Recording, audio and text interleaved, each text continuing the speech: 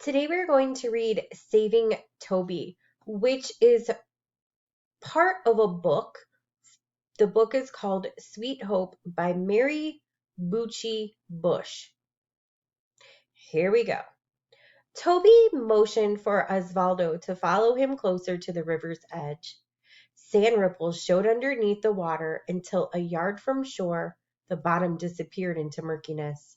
The sandbar was 5 feet wide and nearly 15 feet long, an easy target. Toby's stones hit the edge of the bar, but Osvaldo's always splashed short. Soon they were panting from the exertion. Toby poked his toes into the water. Osvaldo took off his shoes and stood beside Toby, the cool water tickling his feet. Toby told Osvaldo how a whole steamship with hundreds of people on board was sitting at the river bottom right there where he was pointing. He repeated words for Osvaldo to say river, gold, pirates. The river flowed steadfastly past them. Ocean waves pushed a shell or a clump of weeds onto the shore, then sucked it out, then drew it back on shore again. But whatever this river took did not come back. Go on, Toby encouraged him, knowing the dangers of playing in the forbidden river. Go swim. He pointed to the sandbar. Swim on out to the sandbar. He motioned to his waist, assuring Osvaldo that the water was only that deep. Toby found his stick, then poked it into the water as far in front of him as he could reach. See? Ain't even deep, he said. They were standing in the shallow water to their ankles, whipping the stick in the water and stirring up the muddy bottom, while the woods behind them thrummed with insects and birdsong. Big old giant fish live out in the deep middle, Toby said. He jump up one time, swallow a whole riverboat, all one gulp. He squatted down so low that water lapped at his rear end. Then they were both sitting in the water. Toby flung off his ragged shirt. They leaned back on their elbows and let their legs float, the current swaying them toward the landing. Osvaldo heard a sound like branches moving or someone walking, coming from the woods behind them, above the sound of the river. He touched Toby's arm and motioned for him to listen, but no parents emerged, no sisters. It gave Osvaldo a creepy feeling, as if the woods were alive and had eyes. A great white bird rose up from the grassy shore nearby and flapped across the water, pulling its long dark legs in close to its body, its bulky wings almost dipping into the water as it skimmed the surface. And then the bird rose higher, stretched its crooked neck, made a graceful swooping turn, and landed farther down near the shore. Osvaldo asked Toby if he'd seen the bird, but Toby merely flopped onto his stomach and rested his chin in his hands, his legs floating behind him. Water licked at his face and he laughed and raised his chin. He had done this only once before, alone, but now with another boy beside him, it was as if he had always played in the river. Then a turtle floated by, and the boys waded in water to their knees to retrieve it. Now that Toby was in the water and his feet were still touching bottom, all the warnings he had heard about playing in the river vanished. It wasn't until his foot slipped and he felt his leg dropping and then his body following that something woke in him. He thrashed his arms and screamed for help.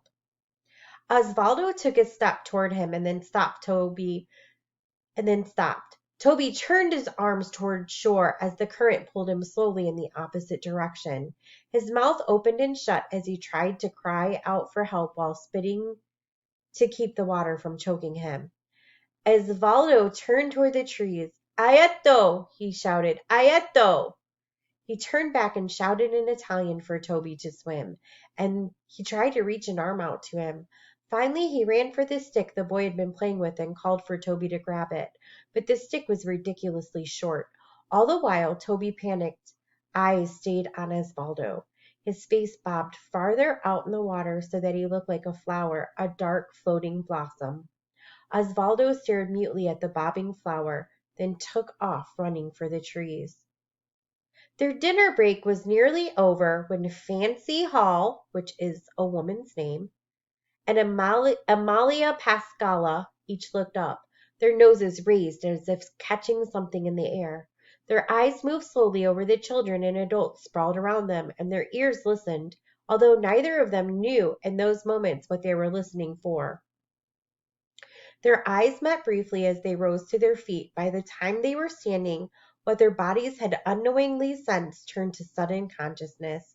Within seconds, the entire group was running into the woods, calling for the boys.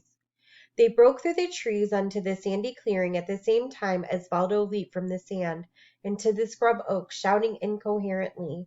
Step Hall, which is a name, reached out as if to steady himself and caught the boy by the arm. For a moment, Osvaldo dangled in mid-air while a dozen pairs of startled eyes watched his turning feet, the great river flowing behind him. Then Step dropped the boy, and they ran for the river. Fancy screamed when she saw her son slapping at the water, a dull, exhausted look on his face. He had already been carried another 20 feet downstream and farther away from shore. Step splashed into the water while his wife followed, her arms stretched toward the boy. The others grabbed her skirt to keep her from throwing herself into the river. Step's foot slipped at a drop-off, and he plunged into water to his waist. He struggled against the current to keep his footing. Someone called for a rope, and the scrawny old man ran back to the wagons. Another man cursed himself for not bringing a rope when they had first run into the woods. Where else would young boys be, after all, than in the river where they weren't supposed to be?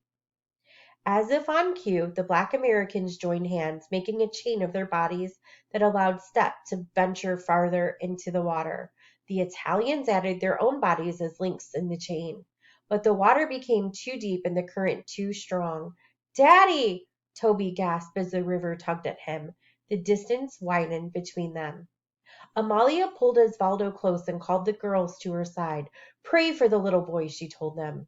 Seraphin waded into the water, holding on to the outstretched arms until he reached Step Hall, the shouting and crying close in his ears. He grabbed Step's arm and leaned over the river, reaching for Toby as if beckoning him from the water. The motion jarred him. Once again, he was touching his brother Valerio's hand. He held the fingers for a moment, and then Valerio disappeared. He let go of Step Hall. His feet touched bottom for just a moment before the current lifted him and he started swimming. "Fool, Seraphin!" Amalia shrieked. "Come back!" Osvaldo watched in horror as his father was carried away. "Daddy!" he cried out. "Where are you going?" He knew he was the cause of this. "Mi scusa!" Osvaldo cried. Seraphin had seen foolish young men who thought they could fight the sea and win, a dangerous attitude for a fisherman to have. He never thought of himself as such a man, but now he felt his anger against the river rising, and he tried to calm it.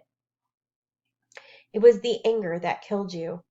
It was easy to reach the boy, as he knew it would be. Returning would be another matter. Toby turned his eyes to Seraphin like a baby waking from sleep. "Stay, Beignet," Seraphin told him. "You're going to be okay." He slipped his arm under Toby's, lifting him in the water so that he could breathe. Toby whimpered. The water cradled Seraphin and the boy as they held each other. Then Seraphin turned his head sharply to see how far he had drifted from shore, and the sight shocked him. "I might as well be in the middle of the ocean," he thought. The water felt surprisingly cold now. It tugged at his legs, and for a moment he kicked out violently, thinking he had become snagged in something. But it was only the current playing tricks on him. He plowed the water with his right arm while he fought to keep the boy above water with the other. He heard nothing from shore, but he saw the tense, frightened faces watching him, the way he had watched twice from his boat. The cold water made his legs feel heavy and sluggish. The boy was weightless beside him, an empty burlap sack. "Stay bene!" he called out, his lips brushing the boy's cheek like a kiss. There was no answer, just a slight movement, perhaps the splash of a hand. His arm ached. He wondered how such a small child had been able to swim against the current for so long. He told himself to try not to think about the pain and the distance between himself and shore. It would have been hard enough to swim with both arms, but this way, holding on to the boy, it seemed impossible. Just one more stroke, one more, and then another, and then another. Lazaro waved his arms at Seraphin as the group followed him slowly downstream. "Be strong," Lazaro shouted. "Don't give up." Suddenly, Seraphim was afraid. It was as if the river had stopped for a moment and he could see everything clearly. It had not crossed his mind when he stepped into the water that he might not come out alive. Now he saw the terrified looks on his wife and children and best friend. Don't give up. Hold on, Lazaro called, and Seraphim was stunned to realize he was drowning. What would happen to his wife and children? How could he leave them alone in the hell he had brought them to, with the pain of his death to further burden them? Visiting him at Heiner Cemetery, where the rest of the God-forsaken Italians lay. A black man waded into the water, extending a rope to Seraphim, then letting it drop when he saw that a rope was useless. Come on, Lazaro shouted. Just a little more.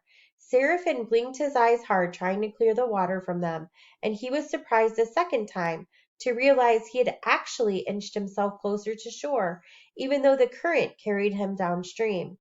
Just his fate, he thought, to die like this, not a mule's length from being saved. The group formed a human chain again and eased into deeper water. Seraphim found himself looking into the face of Step Hall, who held the rope. They were shouting at him, at each other, but a rushing sound filled his ears, and he could not make out their words. Step leaned into the river while the others held him. His face tense, the eyes narrowed as he studied Seraphim's face with the look of someone backed into a corner and gauging his last desperate move. Then Step Hall tossed the loop of rope with his one free hand. Seraphim watched its slow flight in the air. It seemed to hang suspended in front of his eyes before plopping gently in the water a few feet in front of him. Several times Step pulled in the noose, then tossed it out again. Finally he stopped and cursed himself, fretting over the rope as if searching for the flaw in it. Then he leaned forward once more, set his steady gaze on Seraphim's face, and let go of the rope. It sailed before Seraphim's eyes for a moment, a fleeting shadow, a leaf blowing in the wind, before floating down over his head. Step let out a quick triumphant shout, then pulled, and Seraphim felt the pressure against the back of his neck. He raised his head in the water and arched his neck to keep the rope from slipping off, and then Step reached out, snagged Seraphim's hand, and pulled him in. Step and Fancy Hall snatched their son from Seraphim as he collapsed on his knees ashore. He felt the air heave around him like a gust blowing in and out of a room. It was his family gathering at his side, and then there came a barely discernible touch, Amalia's hand on his arm removing the rope from his neck. Seraphim noticed in the same hazy way the commotion a short distance from him.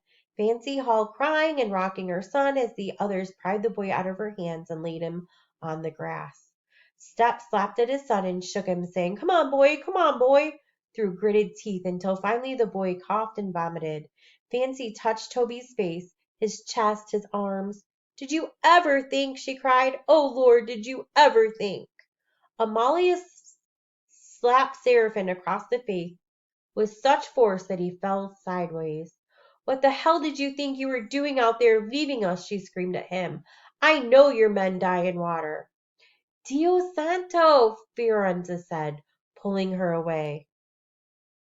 Amalia cursed Seraphim, beating at his face while Fiorenza struggled to hold her back. Lazaro pinned Amalia's arms to her side until they went still and she began sobbing. Seraphim righted himself on his knees, taking his children's hand for support.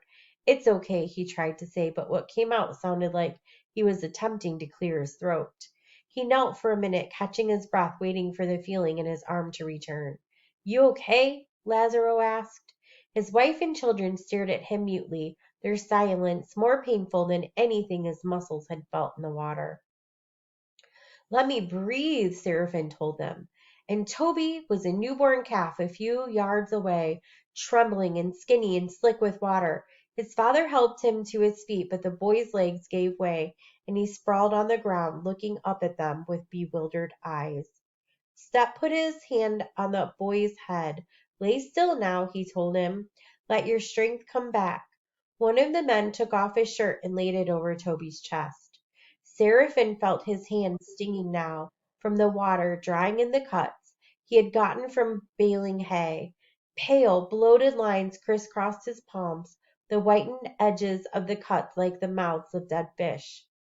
He was there all over again 4 years ago, looking into Valerio's white stone face as he lay dripping in the bottom of the boat. That awful understanding. His brother was dead. It was final. There was no changing it.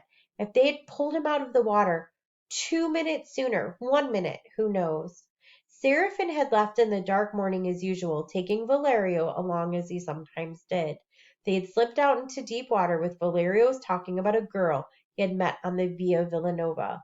Now, how he had walked with her all the way down to the sea and gotten up the courage to kiss her just when she bent over to pick up a piece of driftwood. I was kissing the air, he laughed. Talking, talking, always talking. They had gone out in his boat with Valerio talking and returned 3 hours later with Valerio dead. There was no way to explain the anguish.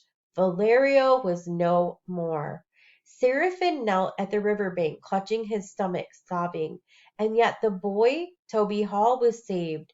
Wonder mingled with grief, astonishment as heavy as grief, and painful too, an astonishing, beautiful pain impossible to comprehend. Valerio, after 4 years dead, you have come back to us? The others watched uneasily. Stephal's jaw tightened as he waited to see what would happen. It's okay, Lazaro told Seraphin. He tried to take the man by his shoulders, raise him to his feet, but Seraphin could not be moved. Everything's all right now, my friend, he told Seraphin in a gentle, coaxing voice. Lazaro and Fiorenza exchanged glances with Amalia. It had been a while since they had seen Seraphin like this. Amalia had been on the verge of telling Fiorenza of her plan to take the children and leave Seraphin, even though such a thing was infamante. But then Seraphin started to talk about America, and his old self came back, so she stayed with him and never mentioned the secret that she carried in her heart. Seraphin glanced over at Osvaldo at his bare feet, the wet clothes. What the devil were you doing in that river? He said. His voice was weak, but the words made sense now. Osvaldo stepped closer to his mother, keeping his eyes alert. It's okay, Lazaro told him. Gracias Dio. Nobody got hurt. Hurt? Seraphin shook his head as if he did not understand the meaning of the word. Go get your shoes, Amalia scolded Osvaldo, the fear trembling beneath her words. Osvaldo trudged away, searching the river bank for his shoes. Seraphin's own shoes were on his feet. He thought of this now. How, if he had taken them off first, it might have been easier to swim. He could have drowned because of a pair of shoes. Step Hall was standing before him. He grasped Seraphin's hand with a powerful grip and pulled him to his feet. Step squinted in Seraphin's eyes as if straining to see something. Seraphin smiled uneasily, tried to move his hand away, but Step Hall squeezed the hand tighter in his. Seraphin flinched from the pain. Niente, it's nothing, he told Step. I did nothing. He looked around helplessly. You saved us both. Lazaro laid a hand on Step's shoulder. Finally, the man let go of Seraphin. They stood awkwardly, like drunken men, unable to speak, not even knowing what it was they wanted to say. Step looked out at the river, then over at his wife, and boy, a long time. His feet were lead. For all his dreams, he was useless after all. He turned and called gruffly for the group to move along. He lifted his son and laid him against his shoulder like a baby, and when he started walking, his family and friends followed. The Italians fell in behind them, Osvaldo barefoot and carrying his shoes in his hands, while his father stumbled forward, steering the boy with one hand laid across his neck. Seraphin squinted ahead at the dark shape resting in his father's arms, the boy who was not Valerio. Behind them, Amalia and the girls trailed, subdued and silent, and Lazaro and his wife and the old lady back to the hay field below the levee, back to the sweet grass and the grazing cows and the acres of flat, silent, dusty land, away from the beautiful, merciless river. I hope you liked that story. It was definitely full of suspense.